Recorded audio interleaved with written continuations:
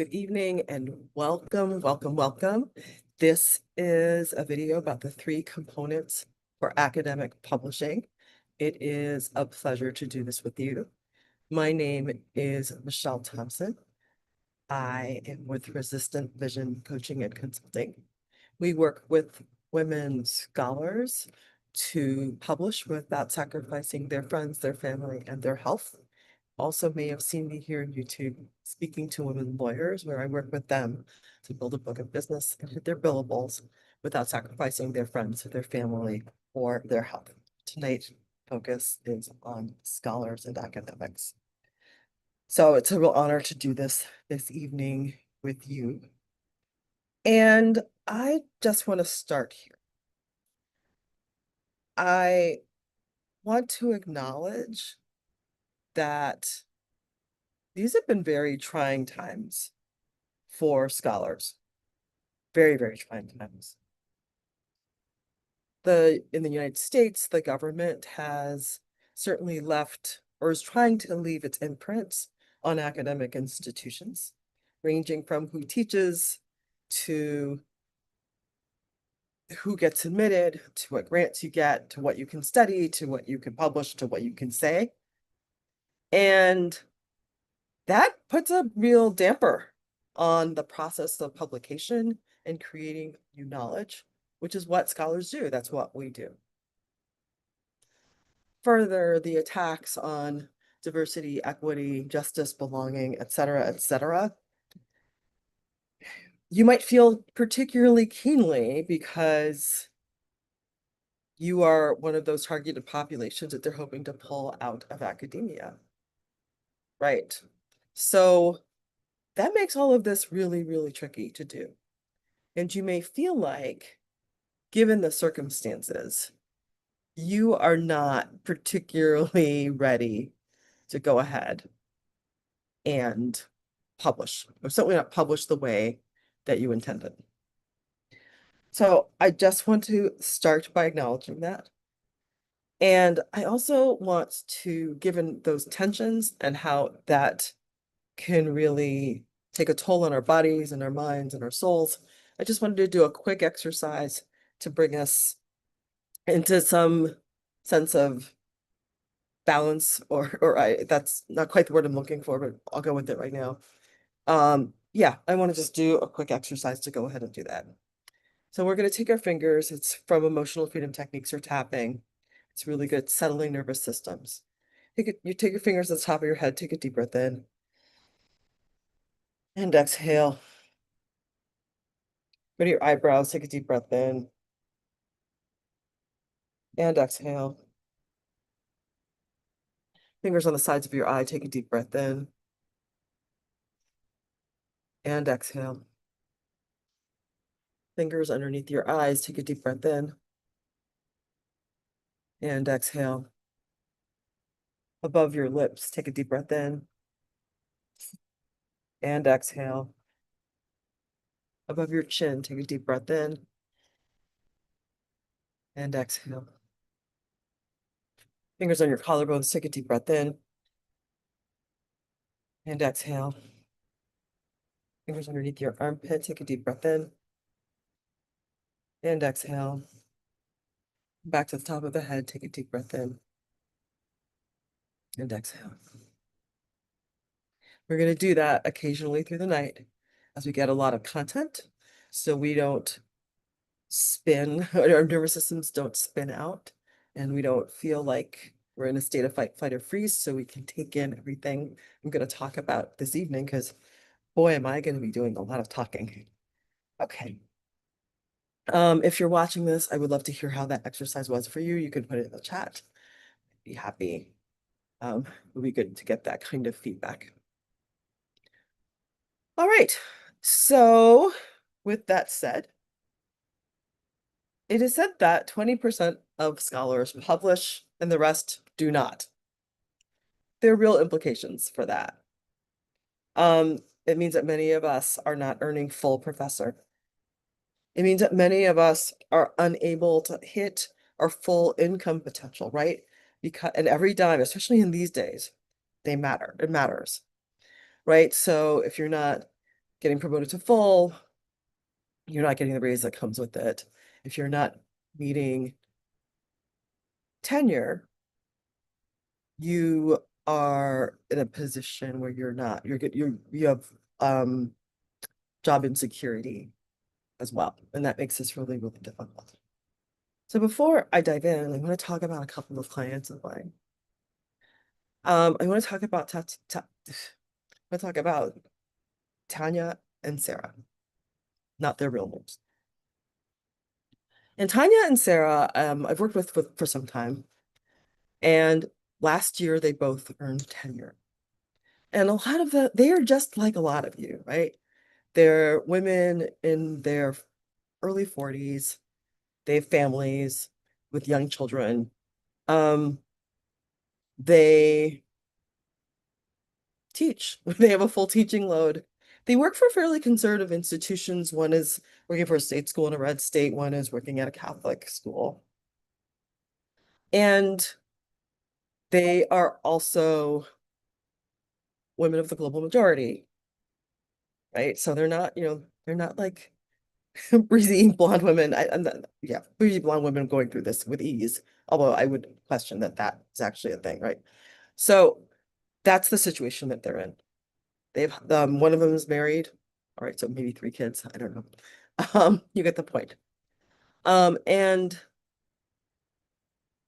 I mean, of course, I'm working with them, but it's also been really amazing to watch how they navigated their publications for the purpose of tenure and promotion. From the minute they started the tenure track, they set aside time to write on the regular. And it didn't mean it mattered if it was 15 minutes or 2 to 3 hours. There's always time set aside. And I'm not going to talk a lot about that this evening. I'm not going to talk about the time to write. I'm going to focus on some other things. But that's a big part of it. And they did that. But every time they sat down to write, they knew exactly what they were going to do. They knew what they were going to tackle. They knew how to weave their arguments through things. They knew they were really, really smart and strategic about how they wrote. So it wasn't that they just got their butts in the chair. It was that they were strategic about what they did. And that constant effort every single day combined with strategy gets them to the finish line. They both have published books, multiple articles. One of them actually published an edited volume. It's just very, very productive, very exciting to see. So if you want to learn a little more about how Tanya and Sarah got there, if you want to learn how they got these successes, you're in the right place. If you think that there has to be a better way to hit your publication milestones, you are in the right place. So I do have, oh my gosh, wrong one. I am gonna share slides. There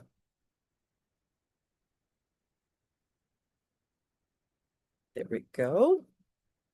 So yeah, this is what we're doing tonight.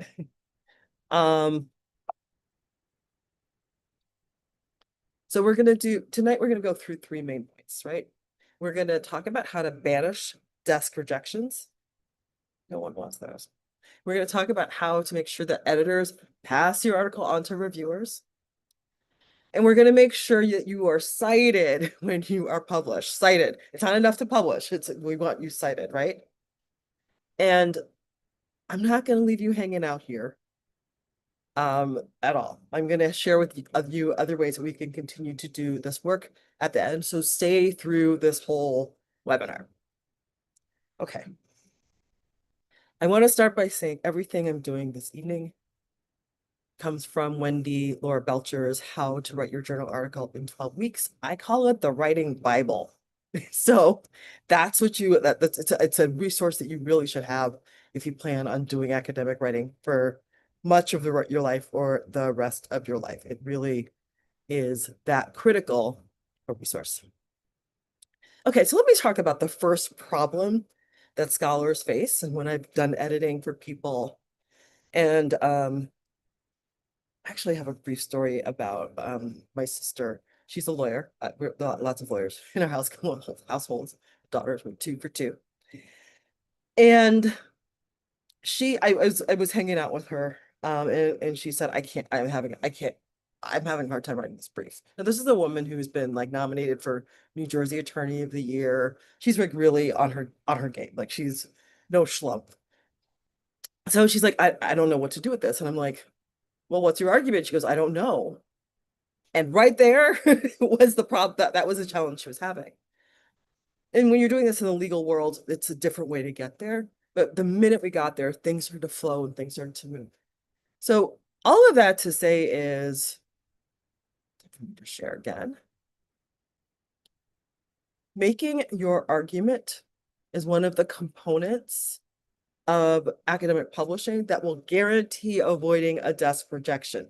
Guarantee. Okay? This is the number one reason why articles are immediately rejected in journals. Immediately. Done. We're moving on.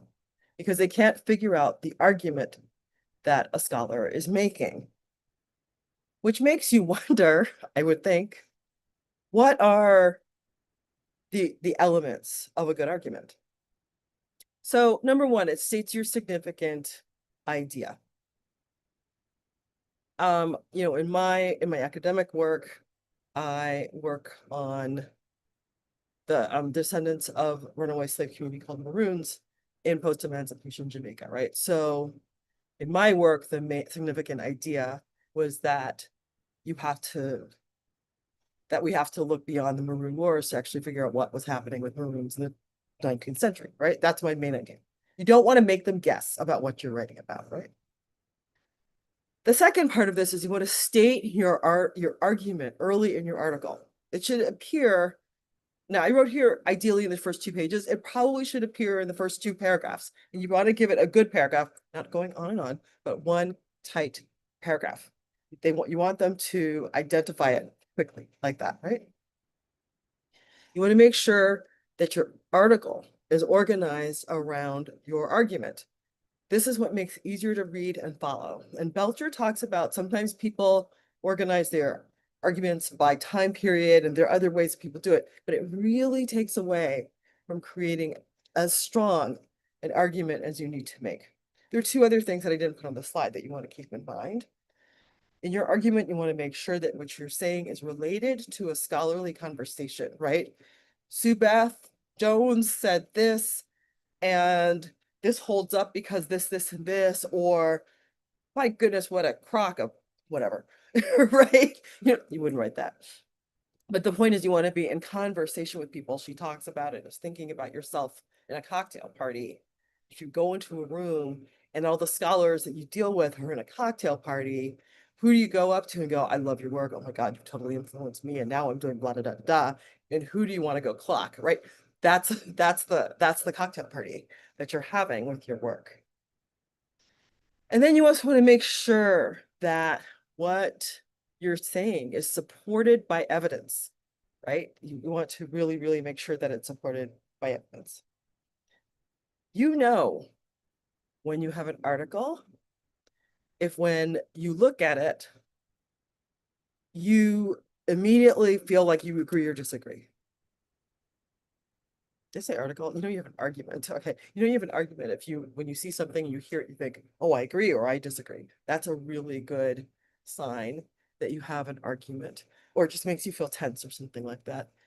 That you can use those as a sign of, ooh, I've got an argument here. And that's exactly what you're looking for, and that's what you want. All right. So personally, the first article I published easily met this criteria. And you know what I got back from the journal? Accepted with minor revisions. I was blown away. I was like, my goodness, that was not easy, but easier than I thought it would be, right? So you really want to make sure you have this part down. So okay, that was a lot. And I know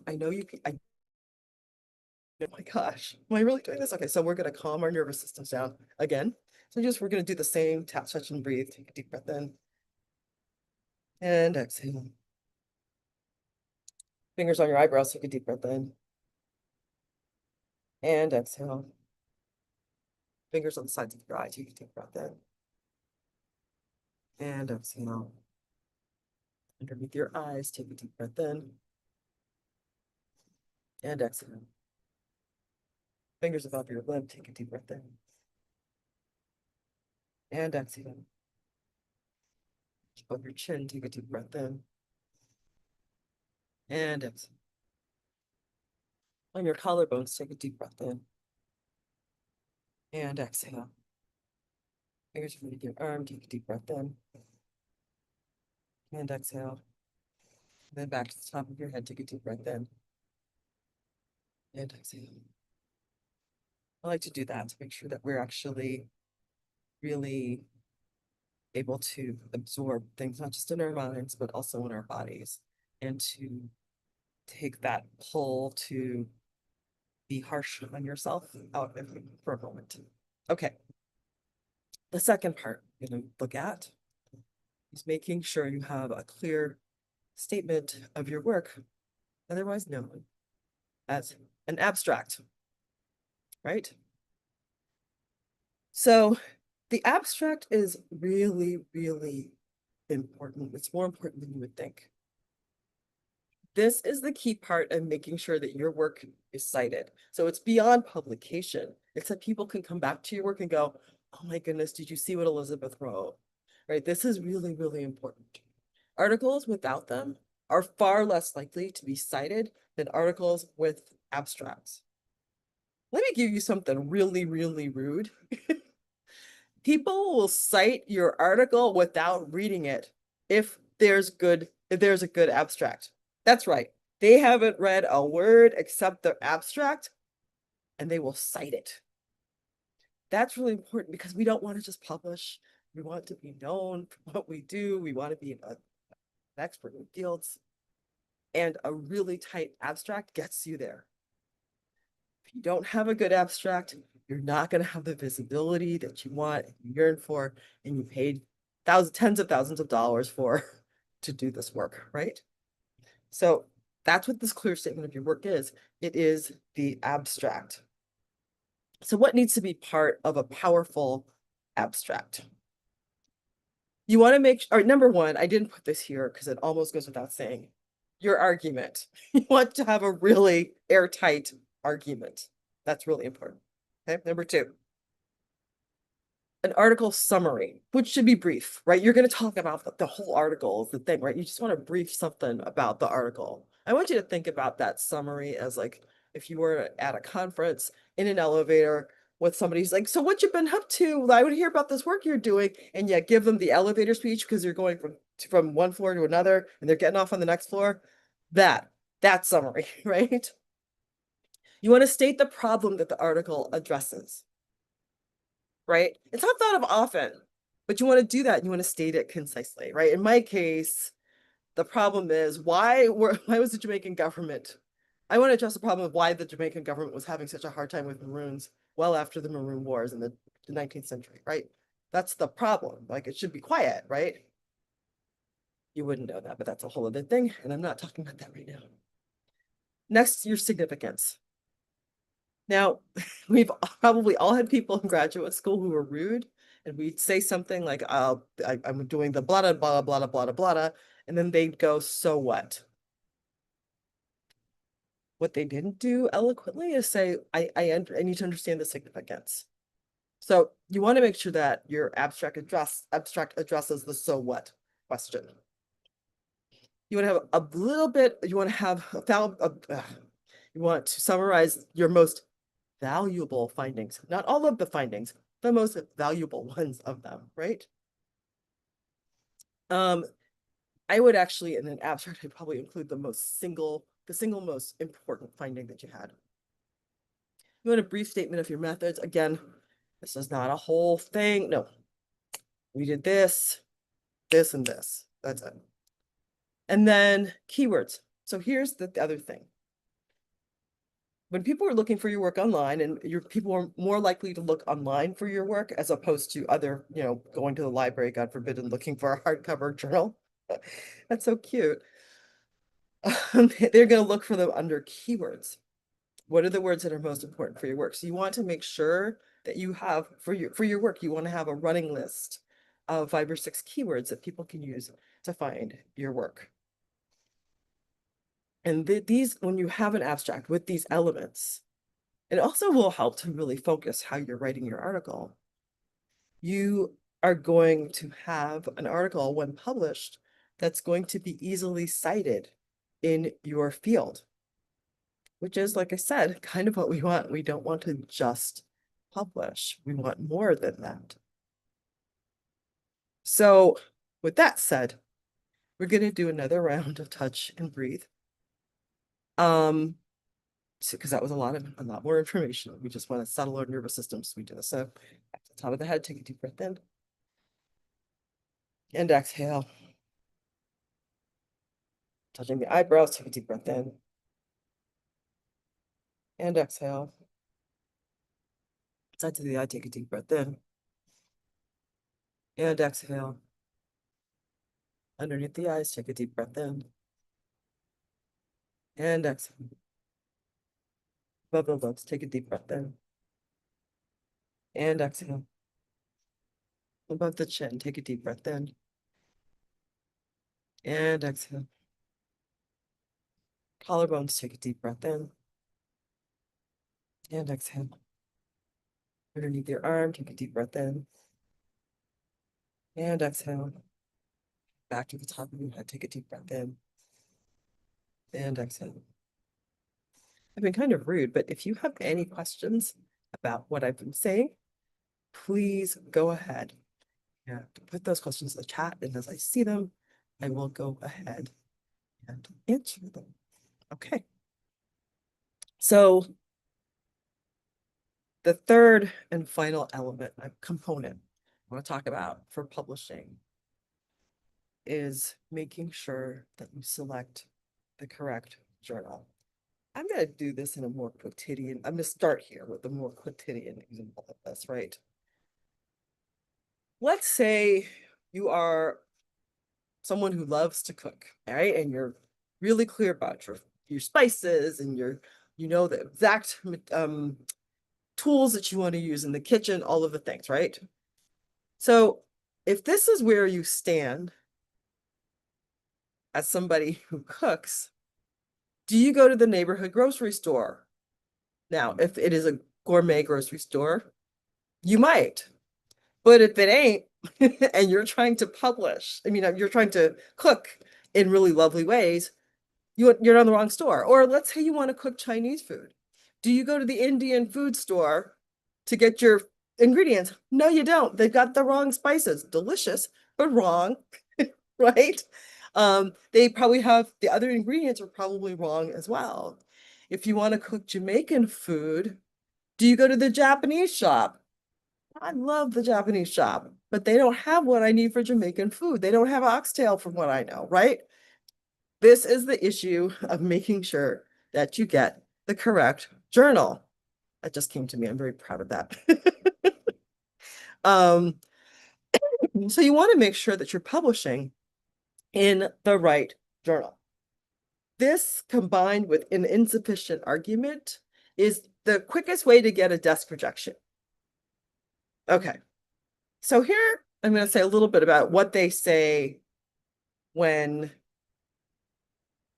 they do a desk reject, if it's at the wrong journal, right? So you send it in, you do the things, blah, blah, blah. They'll come back with something like, this isn't for us. Okay, that's the most blatant version that they'll say, right? Sometimes they'll say, this is too long, it's too short, but it's rejected. So you can't like make it better and send it back, right? That rejection is actually saying that it's a little more than too long, too short. It's too quantitative. Oh, no, it's too qualitative, right? One of those. It's too narrow, too broad, too theoretical, too concrete. And there are many ways, other ways that they tell you that this is a journal that doesn't fit for you, that you're at the wrong grocery store, if you will, right? So you want to make sure you do this. Now, in the Belcher book, one of the things that she recommends to do is to actually write the editors of the journal and say, a little blurb about what you're writing and say if it's an appropriate fit for that journal.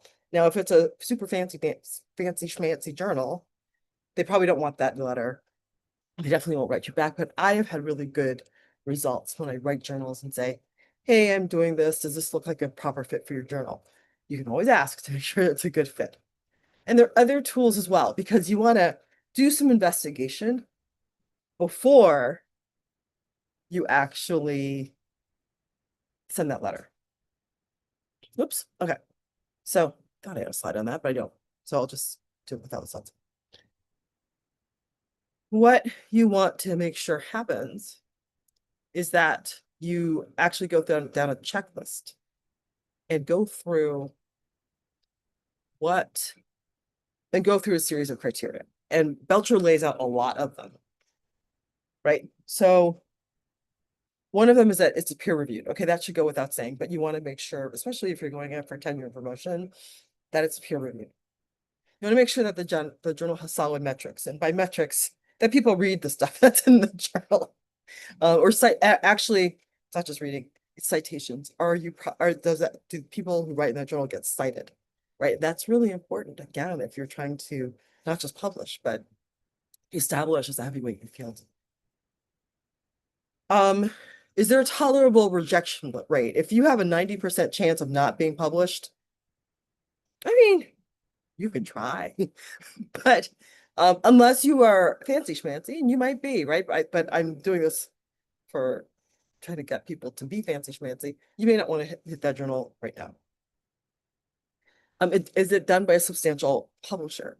One of the things that Belcher talks about is that there are lots of journals that got set up really recently and they look amazing, but they don't have, you can't tell with the publisher that they're actually going to have ways to go, right? And there are many journals that have really reputable publishers, and none of which are coming to mind right now, but that's just my memory. You know them, you know when you hear them.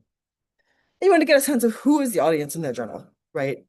You want to make sure that if you're talking about things about Asia, that the people who are reading the journal are people who are caring about Asia.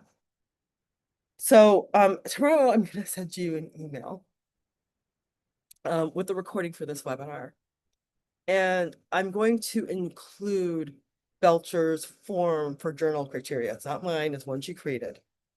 So you can print it and use it wherever you want, but I will also put a link to that in the chat here, and you can go ahead and grab that. Super helpful tool for assessing whether or not there's, and you can go through this from many different journals. So you actually have a rotating list that you work with to find journals that are appropriate for you. Okay, we're going to touch and breathe again. So take your fingers to the top of your head, take a deep breath in. And exhale. Keep your eyebrows, take a deep breath in. And exhale. Sides of your eye, take a deep breath in. And exhale. Fingers underneath your eyes, take a deep breath in. And exhale. Above the lip, take a deep breath in. And exhale. Above the chin, take a deep breath in. And exhale. Chin, collarbones, take a deep breath in. And exhale. Underneath the arm, take a deep breath in. And exhale. On top of the head, take a deep breath in. And exhale. Okay, does anybody have any questions about anything I've said this evening, something you got to know? Or I see the comment about the touch and breathe being really helpful and calming. That's so exciting. That's really good to hear. Does anyone have any questions?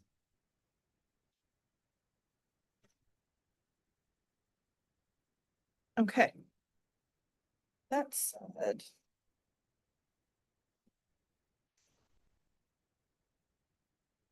I covered a lot of ground tonight, this evening, and I always want to recap what we've done. Number one, if you want to have a better shot at having something published, you want to make sure that you have a strong argument.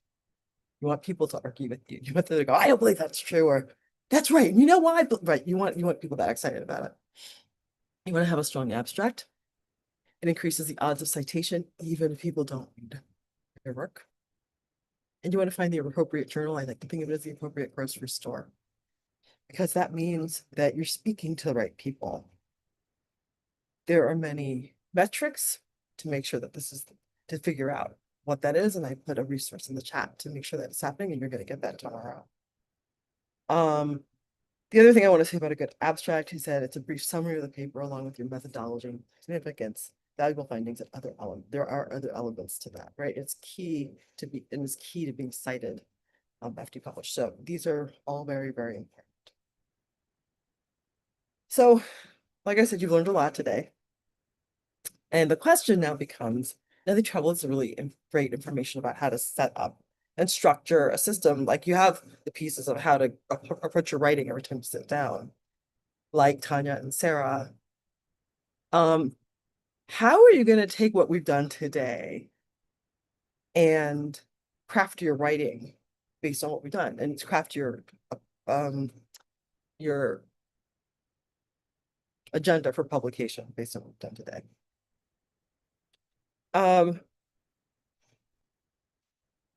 Because even if the only thing that you can remember to do is to create a really solid argument for your work, this alone puts you in a position where you can create work that's far more solid than you initially thought. But one of the other components that Belcher also talks about is social writing and making sure that you're getting feedback on your work. This is the part where the hair stands up in the back of many academics' heads because people have not been so thoughtful about giving their feedback. And I understand that. But it's actually really, really critical. And that's part of how Tanya, Sarah were so successful about what they did. So I want to introduce for you a resource that can do that. It's called the Published and Recognized Scholar Writing Retreat. It is an online writing retreat. Online. It used to be in person, but now we're going to do it online. From October 17th to 19th, where you can implement everything I talked about today. Right? It's an opportunity to create a system for academic writing. You don't have to get mad at the blinking cursor because you're like so overwhelmed with what you're trying to do in your work that you don't know what to do next. See, at this retreat, you're going to get really clear about what your revisions need. And it's going to be an opportunity to get live feedback on where you're struggling. And as you can tell from this, I don't tolerate obnoxiousness from people. Like, we're going to be thoughtful about giving that feedback, and I will give that feedback. And we'll set up a customized roadmap of your next writing steps based on making sure, just like actually just the argument alone will give you so much work to do. I want to say that, but really well thought out work to do, not just busy work to do to make sure that your writing is done. So you're going to get time to implement what we've learned, and we're going to do a deep dive on every part of this when we do this retreat. We're going to create a system for writing, right? It's not like, I don't know if you have it or not. No, that's not what we're talking about. We're going to create a system for writing and focus on what really gets you promoted as a scholar. We're going to have happy writing, right? We don't put happy and writing together often, right? No more twiddling your thumbs or fear about what to do. You'll have a clear path for your writing. And the nice thing about that is that it's only $500. That's at $500. There's going to be uninterrupted time to craft your chapter or article in the direction that you want it to go. And you're not going to be guessing about the crafting of the work that you expect of yourself. You might be wondering, can I, like, Michelle, it's kind of early in the semester. Yeah, okay, hello. You're pretty much a midterm at this point. Sorry. So you're wondering if you could pull this off. And for those of you at midterm, you're like, I have grading to do. Here's the thing, without the retreat, you will grade. And grading has its place. But grading doesn't get you published and recognized. And that's what I'm about, trying to get you published and recognized, right? So I think it makes sense to take a weekend to make sure that you're really attending to your writing. Maybe you think I don't need a writing retreat. I just need more discipline. My dear, you are disciplined. You wouldn't be where you are right now if you didn't have discipline. You just need a roadmap that lays out what you want to do when you sit down and write. You are really good about putting your butt in the chair. The problem is when you put your butt in the chair, you do things that actually don't move your project forward, not because you don't want to, but because you're unsure of the next step. And that's what we're going to figure out here. And some of you might be thinking, I don't know if I can afford this. And I understand that. Times are tight right now. I have a true story about this. I have a dog who's an elder dog. She's 11. And every time I go to the vet, she has another problem. So right now she has IBS, kidney disease, and a heart problem. And we're not treating the kidney disease.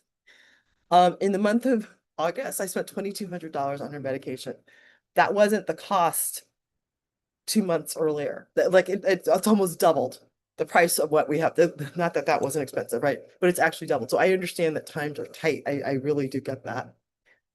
But I want to, and I hear you, but I want you to consider this. What is the cost of not earning tenure? What is the cost of not being promoted to full? And a lot of that is actually the pay bump, the pay rise. Academia has we don't do huge pay rises unless you get into administration. I don't want to talk about that tonight, right? So it's really important that you're hitting tenure. It's really important that you hit full because there's an opportunity to actually increase your income. And so what are you leaving on the table if this doesn't happen because you couldn't figure out a system to write? I don't want that for you. So if you want to, email me, we'll figure out how to get that paid, but for $500, it's absolutely important. The treat is soon, October 17th through 19th. It's a Friday through a Sunday, mostly online. So go ahead and put it in your calendar and let's lock it in now. I am going to stop the sharing for a moment. I'm going to put a link in the chat for you can look up more about the retreat, the online retreat right here. And all of a sudden I can't do the paste. Let's try this again. Copy. Paste. There we go. You can grab that link in the chat. You can look it up. And you can go ahead and register if you would like. If you have any questions about this, feel free to connect with me. And I'm happy to answer those questions. Okay, enough of that. But I really do want to make sure that you have an opportunity to implement the things that we talked about this evening. I think that's really, really important and gives you a big boost. I will close with this. If your actions create a legacy that inspires others to dream more, learn more, do more, and become more, you are an excellent leader. And that was said by Dolly Parton, of all people. But I think this is so true of what academics do, right? The best college professors really do inspire people to dream, to learn, to do and become more. And that's what you do. And that's why your publication is so important. And that's why I would absolutely love to be part of supporting you to do that. I've done this evening. Feel free to, it's on YouTube.